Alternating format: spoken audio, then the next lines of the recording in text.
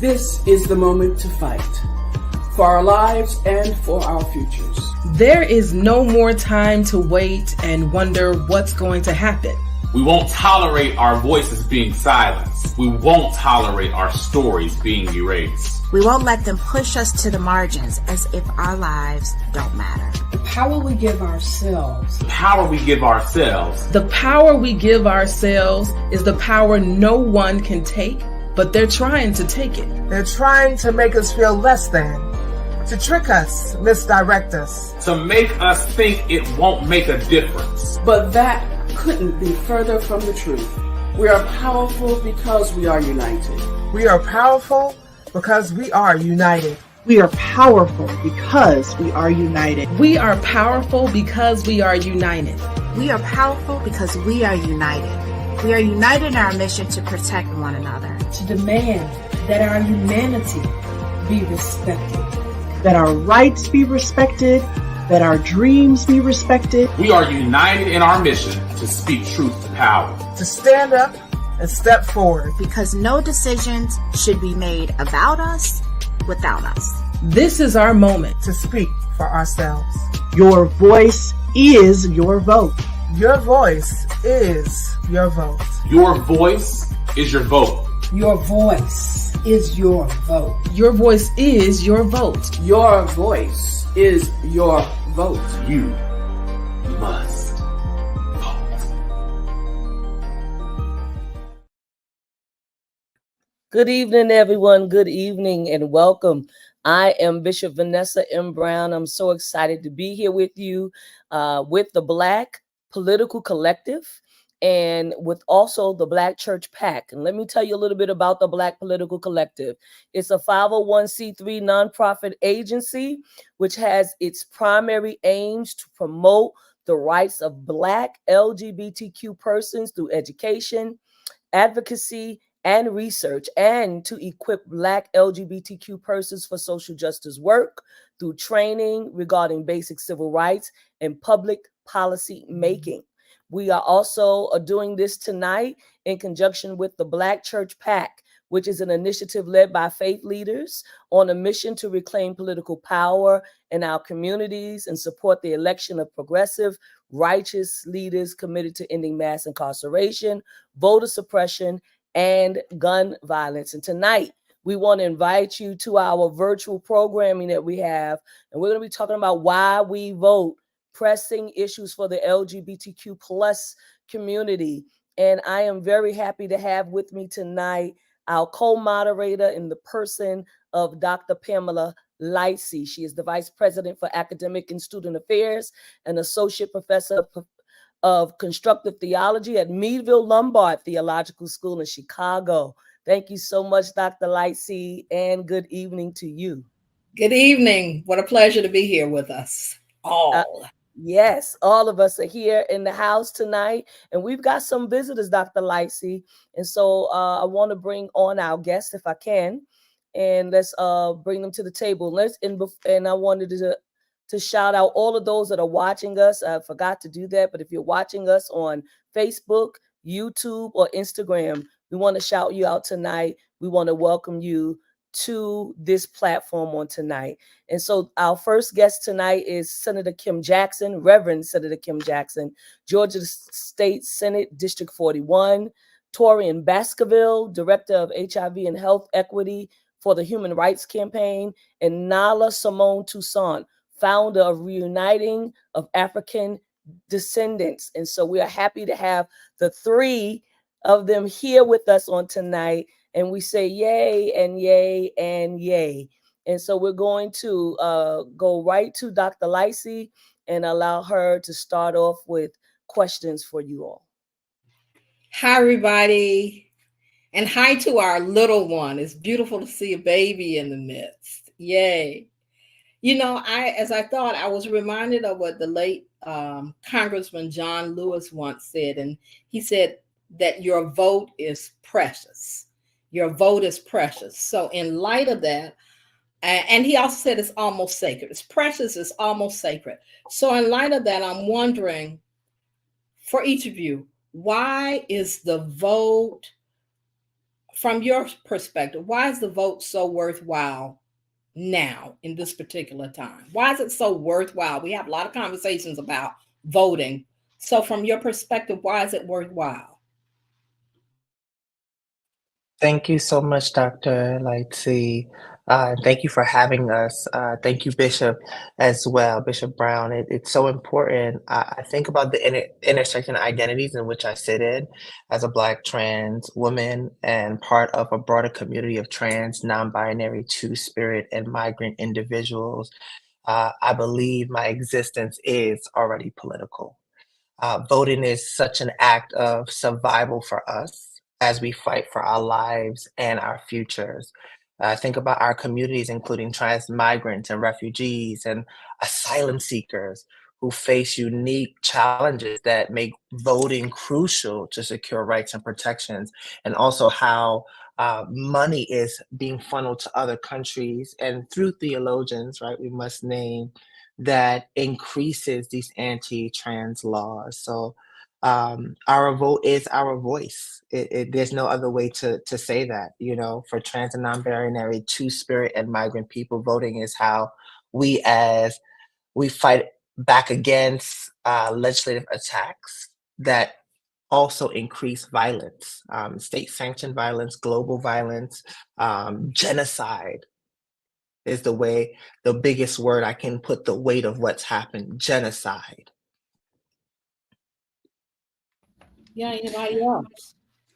Yeah, and I echo what Nyla said, and I will also say that for me, it's two parts, right? The first part is like it's important that we honor our ancestors, right, and the hard work that it took, the blood, the sweat, and the tears, and the lives that it took for us to get the right to vote, particularly as Black folk here in America, right? And so, you know, I vote intentionally, first and foremost, because of the honoring that I think is necessary to our ancestors.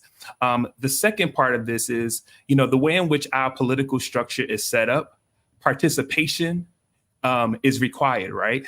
We must participate in the system in order for us to get the best outcome out of it, right? Or at least closer to the most representation possible within our system. And so, you know, I get why, I understand how communities, particularly communities that are often marginalized, feel unheard or feel a sense of, you know, feeling loathing around the idea of voting. But I think, you know, that's even more, at least in my opinion, that's even more ammunition to go vote, to ensure that your voice is heard collectively, because that's how we really do make change here in America. Sitting it out is not the option. And I'll just follow up by certainly echoing all that's been said and giving thanks to be invited to be here. Thank you for tolerating my little one as well. I think he's going to settle down here. But really, you know, I've been voting since I was 18 years old, but really and truthfully, you know, I've been voting since my parents could carry me in their arms, right, to the ballot booth and closing that curtain and showing me that this is what you do as a citizen. This is what you do if you want to better your community.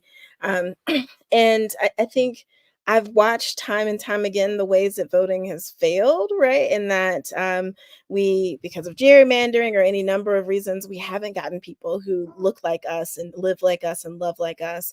But I've also seen it really, really succeed. And I've watched the ways in which school boards have been transformed and made sure that children were well cared for. I've watched and seen the ways that local communities, their county council members and their city council members have really rallied together and transformed and brought real justice to Black and Brown communities, in fact. And so I think for me, I keep voting.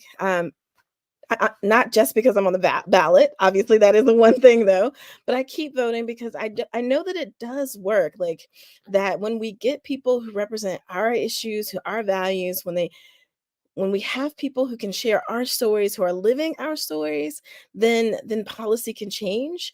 And at the very least, policy like what Nala talked about in terms of a lot of the anti-trans legislation, at least it doesn't get passed silently, right? There are people who are there who can fight and push back against it and make it more difficult. And so I vote for those folks. I vote because I think voting is an act of faith, but it's also an act of hope. And it really is the bedrock rock of our democracy. Wow, that's beautiful. Thank you so much. I have specific questions for you, and Dr. Lightsey has more group questions for you all. But so I want to start with you, Senator Kim, if I can. As a leader who bridges the worlds of faith, politics, and social justice, what do you see as the most critical issues Georgia voters should focus on in this election to ensure equitable policies for all communities, particularly those who are marginalized? Yeah, thank you so much for that question. So as a person of faith, I'm always thinking about what does Jesus, and particularly as a follower of Christ, right? I'm always thinking about what is it that Jesus compelled us and called us to do. And fundamentally, it's about loving our neighbor, right? Jesus tells us this, there's great commandments. One of them is to love your neighbor. And so when I'm thinking about policy and voting and how I'm going to like make those things live together, I'm always asking the question, does this person, this elected official, this candidate help me love my neighbor well? Are they interested in policies that are going to welcome the immigrant? Because I serve a God who welcomed the immigrants, right? Are they going to put forth policies that are going to make sure that people aren't hungry? Because I love a Jesus who had 5,000 people hanging out all day long. Nobody was working but him, and he's fed them all anyway, right? No papers were required, no work requirement. Jesus fed them all. And so I'm thinking, who's going to have the policies that make sure that all of our children get to eat in the schools? There's free lunch, there's free breakfast for all of our children, because that's how we love our neighbor well. That access to SNAP benefits are available to everyone who needs it, because that's the kind of way that we love our neighbor well. And so that's really what grounds me as I think about who to vote for. It also grounds me as I think about ways to vote when I'm actually in office in the legislature, right? I'm always asking that question, does this help me love my neighbor well? And sometimes you have to decide which neighbors you want to love well, right? And so the follow-up question, of course, is, does this help me love my neighbor who is often left out, the marginalized neighbor, the one who is the, what we consider the least of these? Does this bill, this legislation, does this candidate help us care well for the least of these? I love that response. Does this help me love my neighbor well? Thank you so much for giving us something to think about. And Nala, specifically for you, what specific policies or issues do you feel are most crucial for candidates to address to ensure the safety, the rights, and the well-being of the transgender community? That is a loaded question, but I particularly want to highlight communities that are in the South and the Midwest that often we see these increase of anti-trans legislation. Just alone in 2023, we had over 500 anti-trans, anti-LGB bills, right? Which were introduced, many which target trans communities. And I also have to keep highlighting migrants. I am first generation American. I come from a Jamaican mother and a Trinidadian father. And so when I think about migrants and when I think about particularly LGBT folks and the persecution that are heightened by policies that we have in the global north, thinking in the US, we do not create safety for not even here and externally out in the global south. And so these laws restrict our access to healthcare, denying our rights to live freely, forcing us to be in dangerous situation. So I know that trans migrants refugees and asylum seekers face particularly harsh consequences, even incarceration, coercion from government officials. Think about police officers when a lot of our trans folks are stopped and frisked, right? When we think about the criminal justice reform alone, Black trans women, trans masculine, non-binary, two-spirit people, trans migrant face criminalizations not only for their identities, but also for seeking asylum or refuge, right? We have seen and I've heard stories of trans folks who come who are experienced folks who are in detention center saying that they're the cause of these issues, right? When we think about what's happening in Congo, when we think about what's happening in Sudan, when we think about what's happening in Palestine, right? What we are having is polarized conversations that does not hold the holistic well-being of people. So when we think about criminal justice reform and when we're voting, we're thinking about those people in mind. We're thinking about us in mind. We're thinking about if this vote, what is the ripple effect it will have essentially on the well-being, as Reverend Senator Kim Jackson said, of our neighbors. How do we hold our neighbors? And oftentimes trans folks are not held in the conversation yet being at the forefront. Voting for criminal justice reform is essential to decriminalizing trans people's existence and protecting trans migrants and humane detention practices alone. And I want to highlight healthcare. We had just gotten through a pandemic. And beyond that, and prior to that, we have been in an epidemic, thinking about the HIV epidemic alone. And so what we see is when we see these bills that are denying trans folks of healthcare access, to affirm what we say is what we work so hard to interrupt an epidemic is that we are creating risk. It counteracts what we have been fighting for when we're putting people at risk to not get what they need, to not be seen by provider, to not get assessments, to not support family of trans kids, to criminalize trans parents who have trans children, to put those parents into jail, but we're saying that we're trying to keep the families together. There's contradiction in a lot of these policies that are being made. It's not holding the holistic of our people. And we know that voting for leaders who will protect healthcare access is vital for all trans people, especially those navigating asylum process and facing legal barriers to care. Thank you for that. It segues right to Torrian and the question I want to ask him about this upcoming election and how it's going to impact HIV prevention and treatment efforts, particularly for those in the marginalized community. I think that Nala touched base on some of it. And what policies should voters prioritize to advance health equity for those most affected by the HIV epidemic?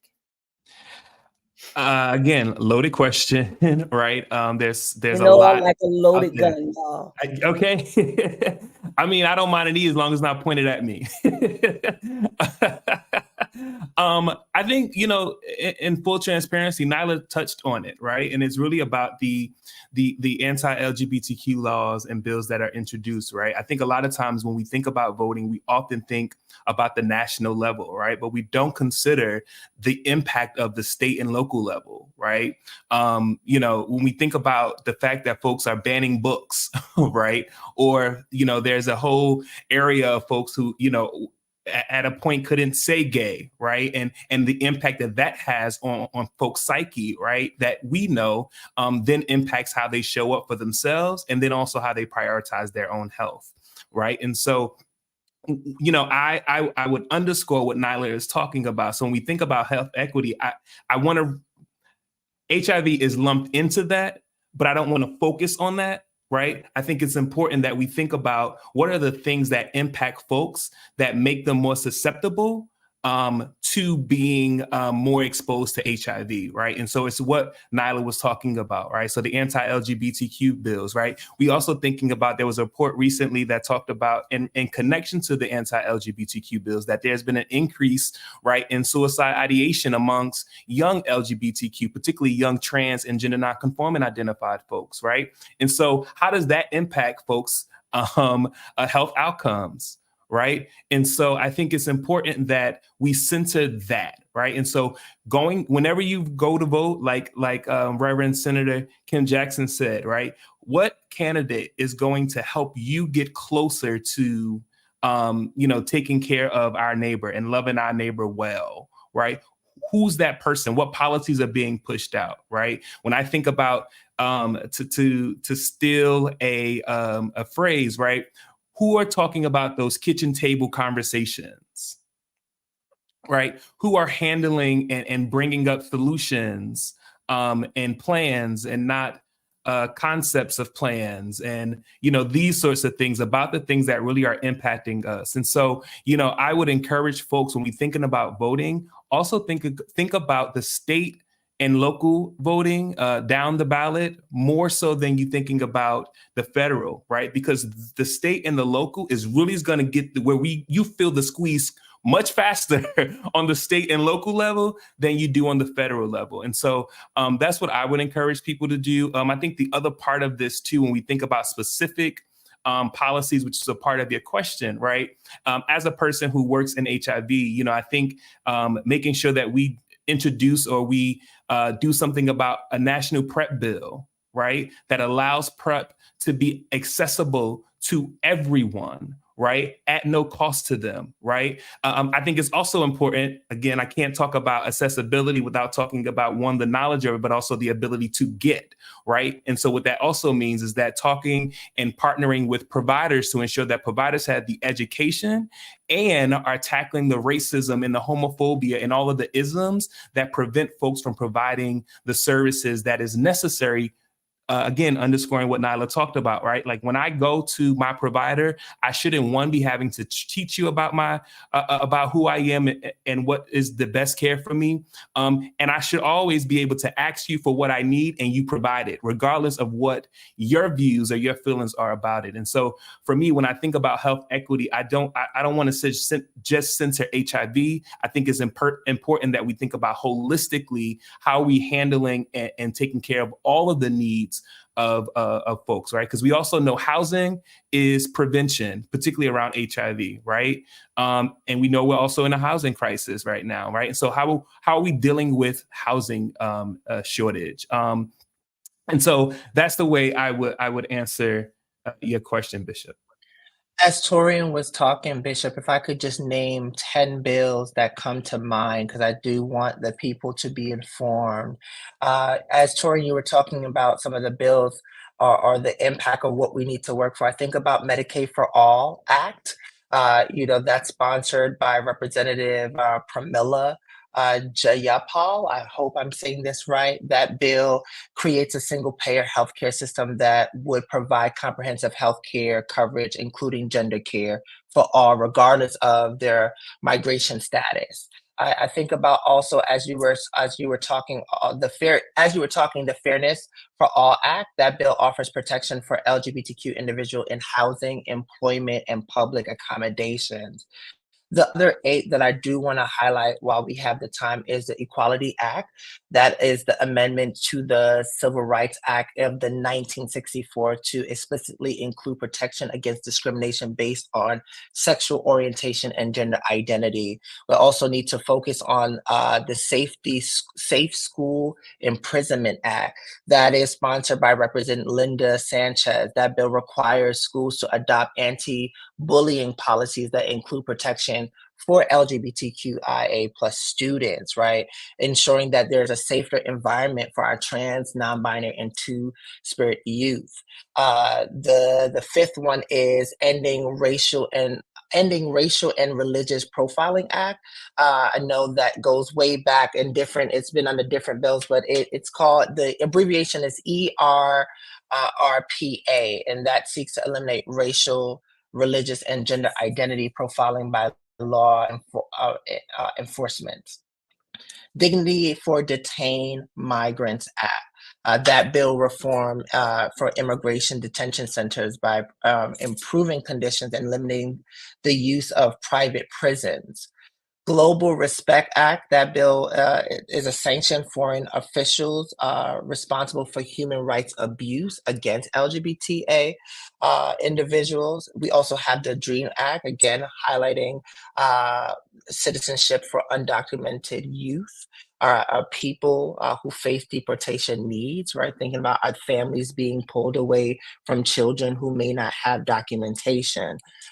We also have LGBTQ Essential Data Act, right? That's a mandate federal agencies to collect data for sexual orientation. So when we think about funding and where these billions are going, if there's no data that capture our identity and fullness, then funding is not adequately being distributed, which means philanthropic offers are not being distributed. So when we think about the dollars for trans people, we get only 4%, and we're not even thinking about the intersections of race, faith, etc. 4% of that money is going to us. I named two other bills already. The last one that comes to mind, the last two is Violence Against Women Act, right? That's called VAWA. It provides service and protection to survivors of domestic violence and sexual assault, including trans, non-binary, and migrant survivors. And the last one is Family and Medical Insurance Leave, right? We know life has been lifing. That bill will provide families to have medical leave in the U.S. workers, including trans, non-binary, and migrant workers as well. And you would not believe how many people are not able to have access to that. Will you provide us with a list of these bills? Because we are really wanting to be a kind of teaching resource, and we could put those bills up. We can list those bills up on our website, which we'll talk about later. But those are some important bills, and I think folks in our community need to know about those bills. But even more, and Reverend Senator Kim, I know you said Kim, but I'm going to especially say Senator, because LGBTQ persons who get elected to office, to government, to political offices, I mean, a minority. So I want to keep calling that title when I call your name, Senator Kim. I want to keep saying that because it's so important to us. But these bills are so special to us, but a bill, and they're the kinds of things that we talk about wanting to advance, wanting to bring to fruition in the LGBTQ community, particularly in Black LGBTQ communities. But bills are one thing, but you can only make a bill can only become a law by people who are in office to what? To senator. They have to vote for those bills, don't they? And so that's exactly right.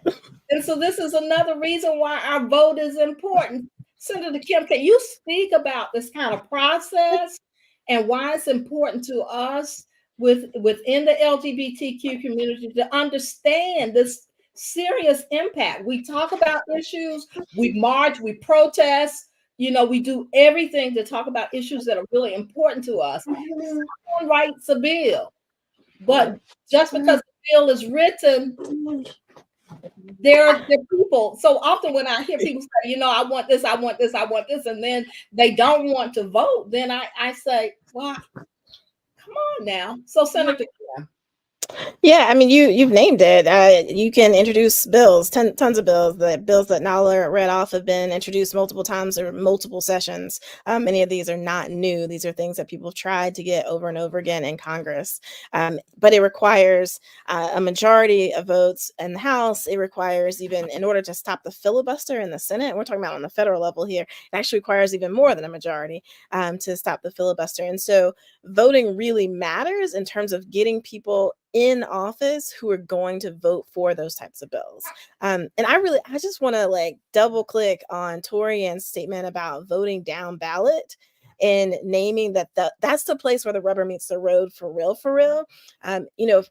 we can talk a lot about being concerned about anti-trans legislation, being concerned about reproductive freedom access. That stuff is now in my court. That's in the state capitol. That, the federal government can do some stuff, but they're not doing enough. Every single anti-trans bill that shows up in Georgia, it shows up at the Georgia State House. Those are your Georgia State senators, your Georgia State legislatures. Those are your legislatures those are the people you go to the grocery store with. Let me say it like that. Those are the people whose kids go to your schools with your kids.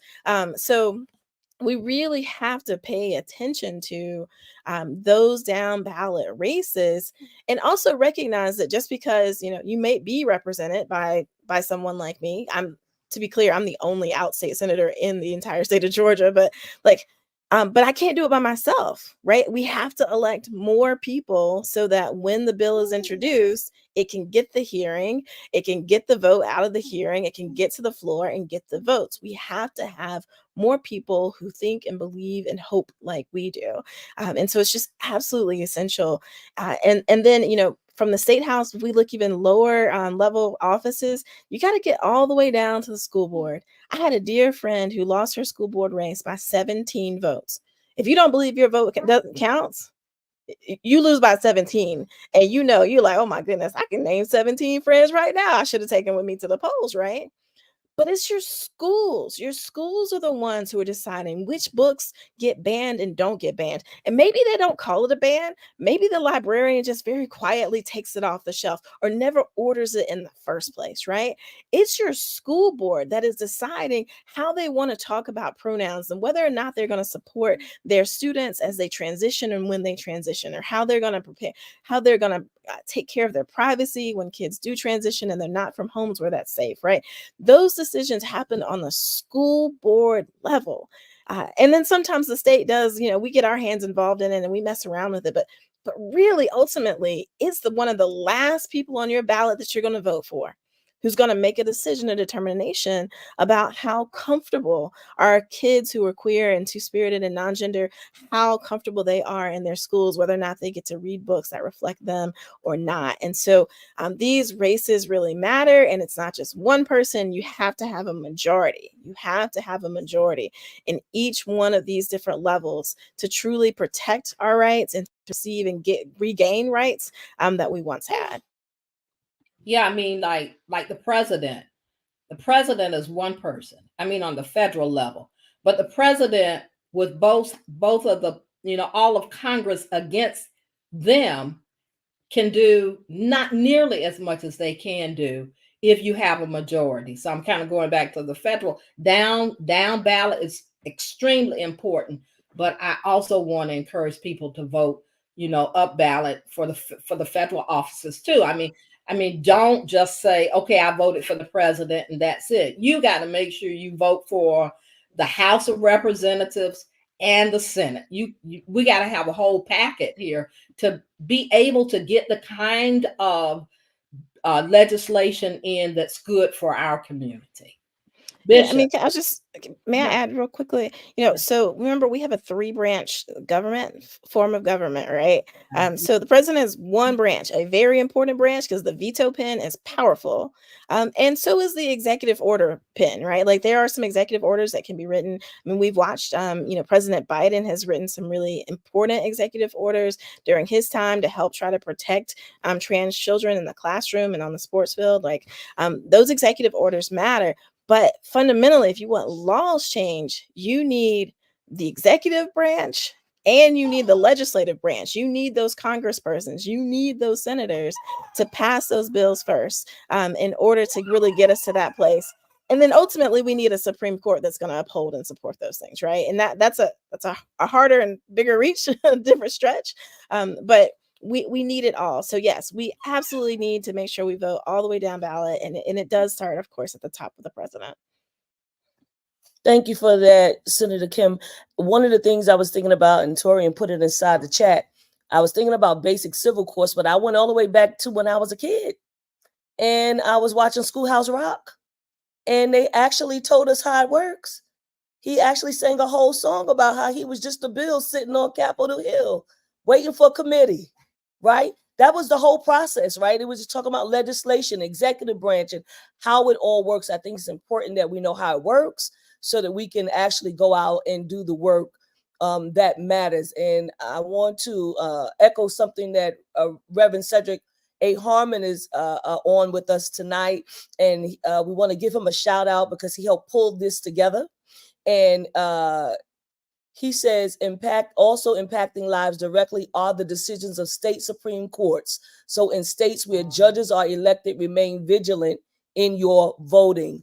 And God knows we know that's the truth. Like, we need to be vigilant about our judges and those who are coming into office. And right now, without saying anything else, if you go back and you look, you will see how many judges have been appointed by someone, and it's to hurt us. It is not to help us. It is to harm us. So I wanted to make sure that I said that. And I want to ask this question. This is a unifying question for all of you. What contribution can early votes make on election day? And why, in your mind, do they still have a role or work to do on November 5th? And we can start with Torrian. Do me one favor. Can you ask your question one more time just so I make sure I got it? Yes. What you're asking. What contribution can early votes make on election day? That's the first part. And the second part is, why, in your mind, do they still have a role or work to do on November 5th?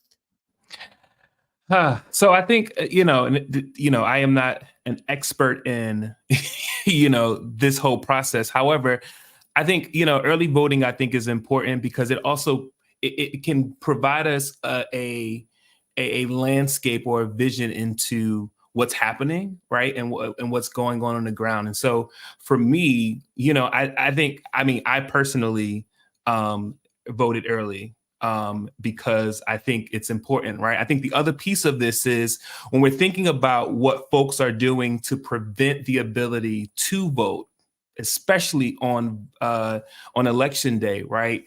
That early voting is a way to go around that and deal with the voter suppression, right? And so, if you can, definitely reach out to get information on how to early vote in your state, in your jurisdiction. So yeah, that's for me. That's why it's important, especially now, right? Especially now when all of the efforts to circumvent our ability to vote, particularly Black folks, right, is important. Nala, I see your work in the chat. Go on and say it out loud.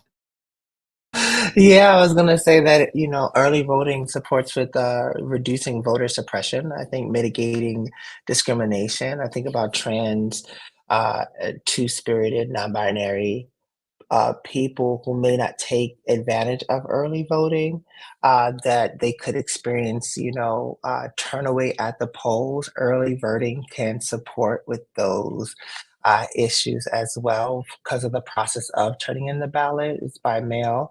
It can also increase turnout in marginalized communities. I think about it, the flexibility early voting has for individuals with unpredictable schedules, whether you're a nurse or you're a doctor, trans folks have those everyday jobs just as anyone else. I think it does help, that as well, and just increase access and convenience. But I think about voter suppression at the top of my head. When I think about early voting, we've seen a lot of these areas, particularly in the South and Midwest, where voter suppression is at the highest.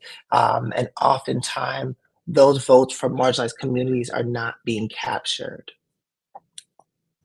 Thank you. Yeah. Sure. I want to highlight two things. So there's early voting in person and there's early voting via mail, ballot mail.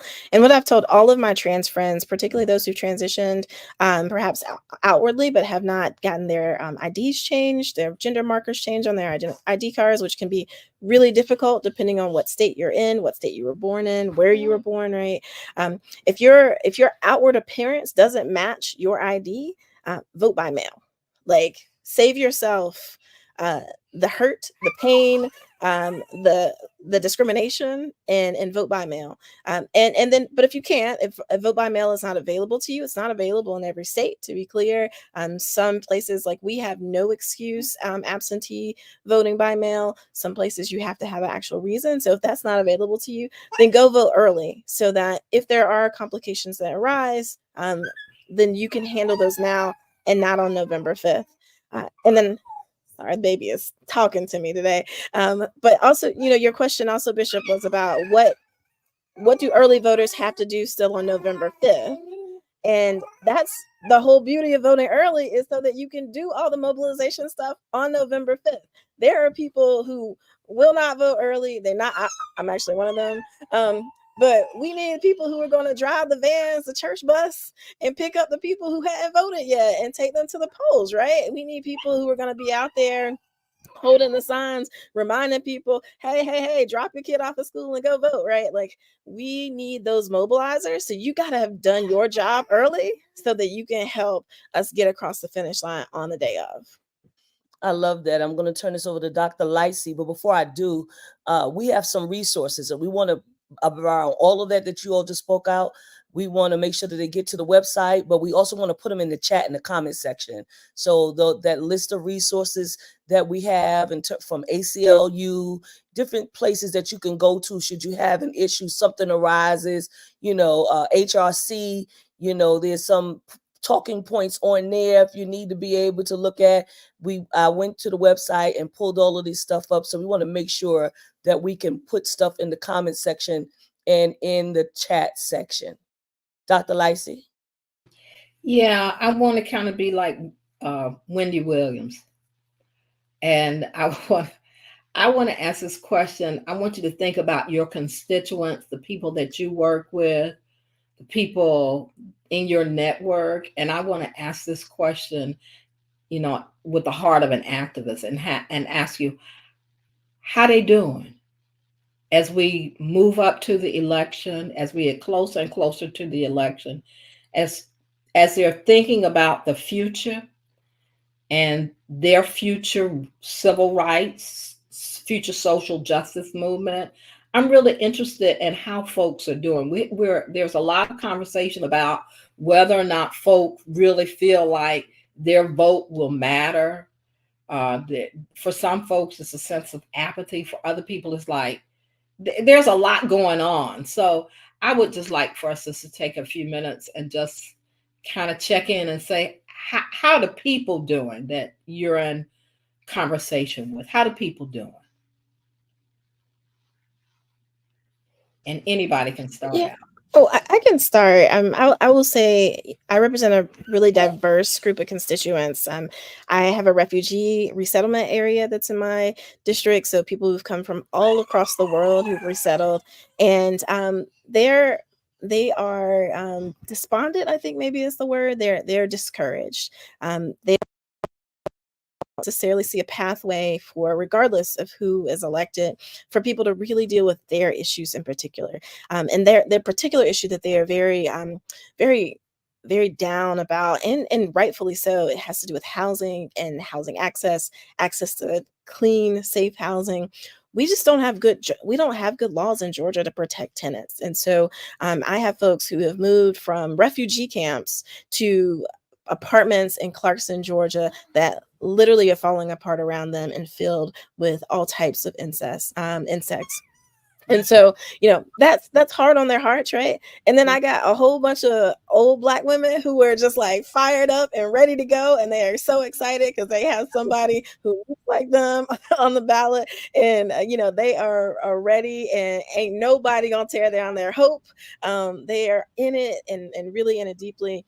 And then I represent a large Jewish community who on this day in particular are grieving and are wondering what party they may find a home in, and not sure about that. They're really just deeply heartbroken for their for Israel and for the hostages who remain away. And I also represent a large Palestinian community who is also deeply broken and deeply hurting. And again, trying to find a party and a candidate and people who will surround them and support them and protect their lives and see value in the lives of people who live in Gaza and their Palestinian brothers and sisters. And so, if there was a meter of like the emotion meter in my constituency, it would just be going back and forth all over because people are just in really different places. And these are hard times. Nala said life be lifing. But this is a particularly hard time with this contrast of people actually being really excited as well about a hope for a future. Yeah. Others. I think really quickly, I echo and underscore everything that Reverend Senator Kim just talked about, right? Especially when we think about, as the lone male on the group, right, on the call, right, and particularly Black man, right, we know how there's a lot of conversation right now around how Black men are, very, disconnected, apathetic, and very like, I'm sitting this one out, right? Or I'm going the other way, right? And I think it's, for many of us, and I say us collectively, it's about, having not feeling like our voice have been heard, right? Like we're just a number, we're just a vote, right? But once you get the vote, then it's like, what do you do with it? And none of us are feeling that, that daily comfort of this is how I'm there supporting you and being there for you and really advocating on your behalf. I had a conversation with a good friend of mine last month, and we were talking about voting. And this person was very much like, why am I going to vote? Right? I'm struggling every day. I work really hard. Right? I go to work every day. I bust my behind. He didn't say behind. Right? And nobody is talking about my needs, right? Nobody is talking about my need to make more, right? And be able to take care of myself, right? The fact that I have 2 roommates, right? In order to just get close to being able to not struggle, right? Or have enough to be able to eat what I want to eat, right? And sustain myself and not miss meals and that sort of thing. And so I think when we think about, inflation, right? Like many of us are really dealing with the impact of COVID and now coming out of that. And what does that look like for our pockets, right? And so, all of the conversations that I have, also I think I have a wider constituent as well.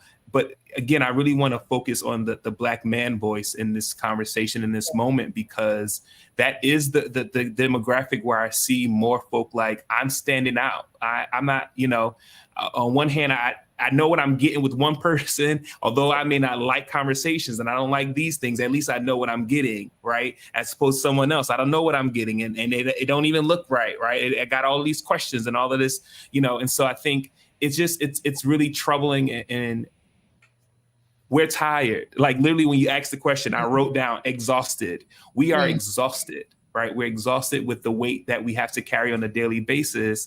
And now with all of lifing, it just creates and adds more weight to that. And so, exhausted. Yeah. Nala, how's go ahead. From the weight of grief and emergency and grief are the 2 present experiences that I am feeling collectively with the constituents and the folks that I work. I say grief because the mortality rate and the voices of Black femmes and women that sit across identity spectrum who have been asking for their cries and concerns to be urgent. Why young girls can't wait. There is grief around when we see these bills swing backwards. There is grief when we see our ancestors and some of our elders, right? And I say ancestors because they're ancestors. We are venerating them in the decisions that we are making today. And there is a cry when we see how many of when we think about the civil rights, many of our ancestors who have been beaten and fighting for the protection of some of the rights that we have had that have been swinging back, there's a grief there. There's a pain, there's a wound, there's trauma inflicted again when we have to think about why are we fighting for these needs when we're thinking about, but there is grief there. There is emergency, right? The absence of choice. But I do believe vote it helps with choosing to change that as a piece or a tool. I think about someone by the name of Kisim Omar, who was a refugee that came here for service and was trans but was murdered. This is just recently. We are definitely failing. I want to give weight to their story because it's important. I don't want to miss say what has taken place, but that story has been with me this whole week, to know that someone can come here to seek asylum and still experience violence. It doesn't sit well in my body that we have yet to get in a hold of genocide when it comes to Black and brown queer people, Black and brown trans people. So it says by TLC, it says, we are heartbroken by the devastating loss of Kisim Omar, a Somali refugee and trans woman whose life was tragically taken in Columbus, Ohio. Kisim's journey was one of the immense strength, having navigated displacement and transphobia while holding on to her truth. Her death is a profound reminder of the challenges we face by Black, trans, and trans refugees around the world. As we remember Kisim, we commit to honoring her legacy by continuing to uplift the voices of trans women of color and fighting for the safety and dignity of every trans person. So I can't imagine what that feeling is, to leave a place where you call home within your body, which there's a common thread in the tapestry of this world right now of home being shifted, folks migrating to different locations, whether it's locally from a state to another state because trans laws are changing and you don't feel safe, so you're moving to another state, or you're migrating from another country to have some sense of peace and safety. There is emergency, the absence of choice. People are moving frantically because of uncertainty and the absence of choice. And so that's the best way I can round what I am feeling with the constituency that I share breath and space with and solidarity with. So maybe, you know, we can go back to where I started. And that was with John Lewis thinking about a vote being precious and sacred, and kind of pull that together with what Torrian was saying. You know, you vote for these people and you're still not getting, and what I'm hearing all of you all talk about when you speak about your constituencies and the sense of disappointment. So for me, the final question is it's not just to say that a vote alone will change our world, but to begin to ask us to think about, and I think we need a whole nother broadcast for this, ask us to think about how is it that we can help our communities to pull together, to hold our elected officials accountable to the platforms and promises that they run on. How do we hold them accountable so that we aren't totally disappointed once they get in office? And how do we move ourselves to try to get the majority that they need, and so that there are just not 2 or 3 of them in office with a very little ability to put through what they said they would. So how do you hold people accountable?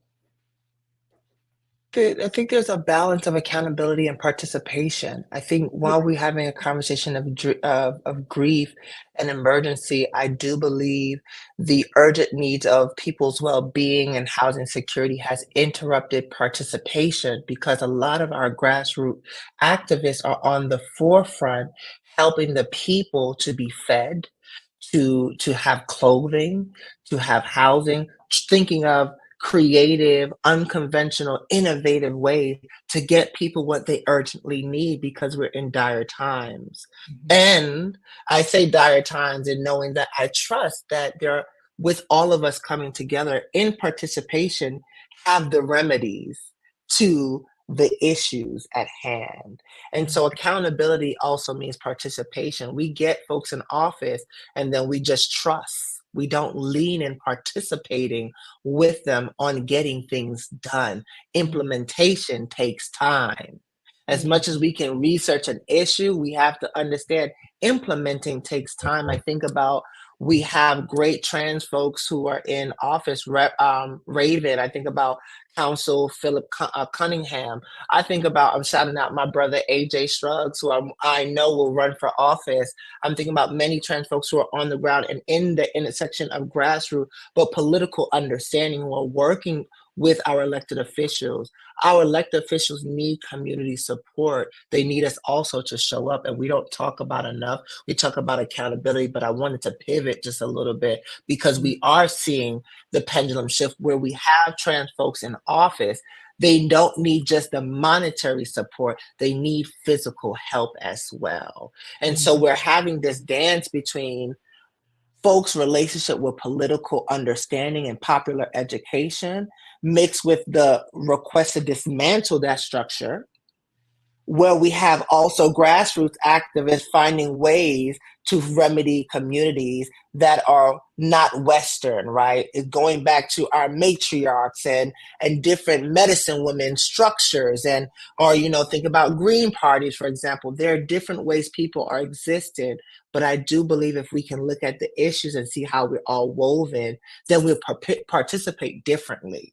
We won't be in a conversation of polarized, well, because you vote this way, I can't work with you. We're doing ourselves a disservice in that way. Anyone else? Go ahead. I think I would just go with two really quick things, right? I think, and I'm going to make this go to the more basic level, right? Like, I think the first thing is, knowing who represents you, right? So knowing who within your county, state, local offices, who represent you, right? Know their names. And guess what? Go meet them, right? Let them know your name, right? Let them know who you are. And listen, I am your constituent, right? And you ran on this. I supported that. Now, what are you going to do, right? How do I work with you? How do we work with you to get this thing passed, right? And so I think it's going to require us to go back to the basics, so to speak, right? Where we aren't, it's not really about getting the high level stuff, right? And thinking about the structures, right? How can I dismantle a structure that I'm not sure how the structure was built? Right? Like, I have to go back to the basics. And so I think for me, it's really just starting at the beginning, right? Know who your folks are. Know who you can talk to, Here's the other thing I would say, and it just came to my mind. Learn the staff people of the senators, right? Of the folks in office. Because if you can get with the staff of the folks and get their ear, they got the senators, representatives' ear all the time, right? That's the way that you get in the door, right? If you don't feel comfortable with talking to your senator because you just think that they're too high, talk to the staff, figure out who the staff people are, right? And connect with them and tell them about what's important to you. What are the things that you're fighting for? What are the things that your community needs, right? Invite them out to your community, right? Invite them to your events, right? So that they get to know you as community leaders and as folks who live within their network, their neighborhoods, and build off of that. Coalition building, right? That's how you build coalitions. Go ahead, Senator. I'll just end with elected officials who think and believe and love like you do are not your enemy. And so it's really important to walk alongside of us and to support us. I hear a lot of talk about, like, how do we hold you accountable for the things you ran for? No, how do you stand with us in living into the mission and the goals that we ascribe? Because for people like me, I walk into the belly of the well where the vote count is already rigged. It's already rigged against us. It's already rigged against me being able to protect the lives of trans kids, right? And I don't need you holding me accountable for trans children not being able to get access to medication anymore, because damn it, I put it all on the line to try to make that happen. What I need from folks is for you to stand with us and to really rally around us and to take your vote seriously so we can vote people out who are the ones who are responsible for stripping us of the rights and the things and the privileges that we need. So it's we're not your enemy. I think like we're not your enemy, and we are regular people. Like we go to the grocery stores, we put on clothes every day. Like we are regular people. So come and be amongst us, vote with us, vote for us, and run for office yourself, so that we can make sure that we have people in place who are willing to stand up for our community, and to stand up for other communities that are on the margins. Yeah, I think we can go on and on. I'm going to turn it back. I appreciate you all. You give me so much inspiration for another conversation that I think we should be having in the future. Bishop. Listen, powerful. Thank you all so much. I don't have another question. I do always like to end with a final thought. And so if you have a final thought that you want to give our people, because they are our people, right? It's not just your people, our people. Do you have a final thought? And I will start with Nala. If you have a final thought, and I'll work my way around. You muted. I was chuckling a little bit. I was like, I know I'll be long-winded and be needing time. But the vote when I think about voting, I just say, vote with us in mind. Simple as that. Vote with us in mind. When I say us, your siblings that you have yet to meet, your siblings whose story you may not understand, even in the scarcity conversations where we feel like there isn't enough. Right? When we think about benefits and access, we start getting in this territorial conversation on who gets it first and who hasn't been getting. There is equity to the approach of this. And that equity is about accountability to who has been in seats and need to be removed a long time ago. That we know that racism is at the root of their existence, which is a form of scarcity. That we know imperialism is the way that they show up in office. Those is who we need to be removing. I believe collective power is how we get together. When we think about trans women, when we think about trans masculine people, when we think about non-binary, two-spirited people, it's about standing in solidarity and to become unstoppable force. And the only way that we can do that is if we start having these spaces where we're having depolarized conversations, where we may not vote together on the same thing. There may be folks who say, I have a struggle with voting for a particular person who is the lesser of two evils. But if we're having conversations, we can have understanding and develop strategies on what is the remedy. You know, we've been in red and blue for a long time, but we haven't tried the color green. And I don't know when we might ever get to that point when we're trying the color green, right? And those other forms. But regardless is having these conversations. There were times that we could not have these conversations as Black and brown folks. There was not a space where our voices could be televised around the matters of our concerns and our hearts and our family. And so civic engagement means voting is one part of the fight, but our work doesn't stop there. Participation is necessary, and amplifying trans leadership. The babies know how to get stuff done.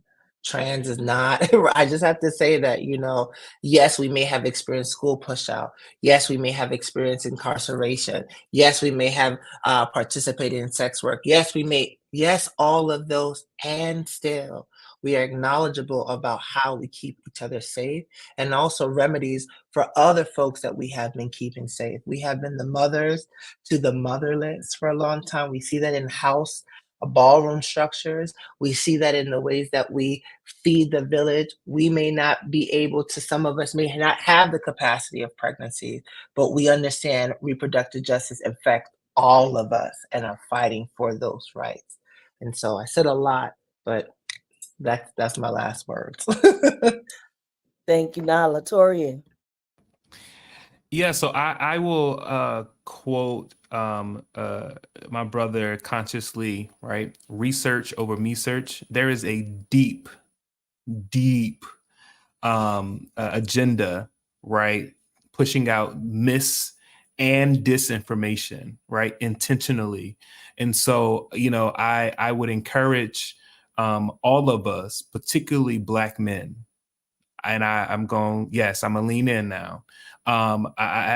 It's vital that us as Black men do our research and not listen to folks that are perpetuating the isms and the mis and disinformation to get us to vote against our best interest, right? Against our own values, against the folks who look like us, love like us, and share life like us, right? And so that would be my last word, right?